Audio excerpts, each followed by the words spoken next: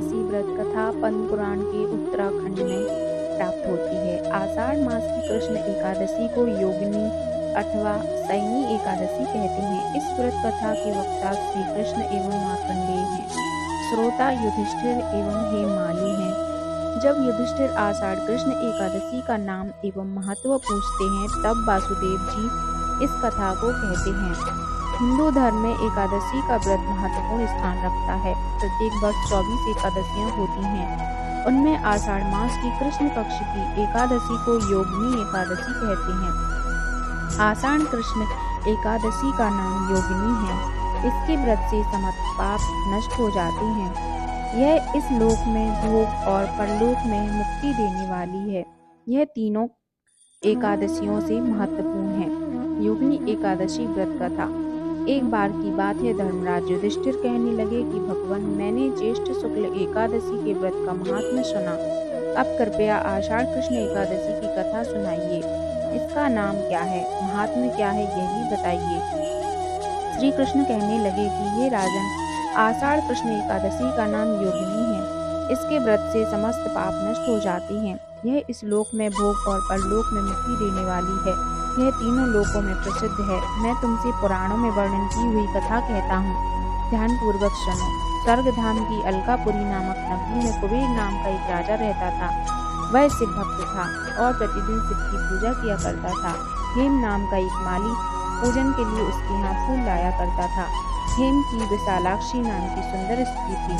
एक दिन वह मानसरोवर से पुष्प तो ले आया, लेकिन कामासक्त होने के कारण वह अपनी स्त्री से हास्य विनोद तथा रमन करने लगा। इधर राजा उसकी दोपहर तक राह देखता रहा। अंत में राजा कुबेर ने सेवकों को आज्ञा दी कि तुम लोग जाकर माली के न आने का कारण पता करो, क्योंकि वह अभी तक पुष्प लेकर नहीं आया। सेवकों ने कहा कि महाराज, वह पापी अति कामी है, अपनी स्त्री के साथ हास्य विनोद और रमन कर रहा होगा। यह सुनकर कुबेर ने क्रोधित होकर उसे बुलाया। हेम माली राजा के भय से कांपता हुआ उपस्थित हुआ।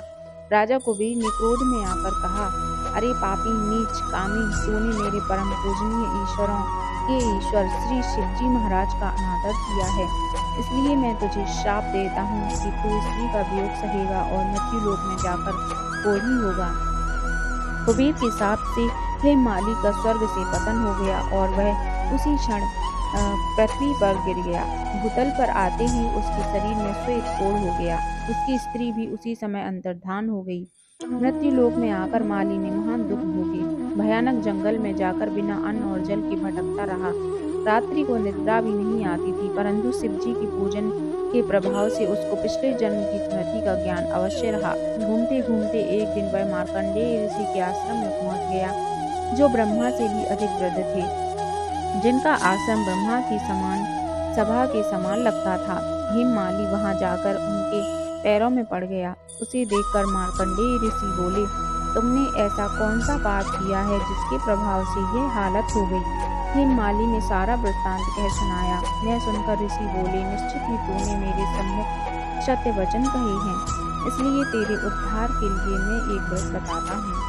यदि तू आषाढ़ मास के कृष्ण पक्ष की योगिनी नामक एकादशी का विधि पूर्वक व्रत करेगा तो तेरे सब पाप नष्ट हो जाएंगे। यह सुनकर हेम माली ने अत्यंत प्रसन्न होकर मुनि को साष्टांग प्रणाम किया। मुनि ने उसे स्नेह के साथ उठाया। हेम माली ने मुनि के कथनानुसार विधि पूर्वक योगिनी एकादशी का व्रत किया। इस व्रत के प्रभाव से अपने पुराने स्वरूप में आकर वह स्त्री के साथ सुख पूर्वक रहने लगा। तो ये थी योगिनी एकादशी अर्थात सैनी एकादशी की कथा।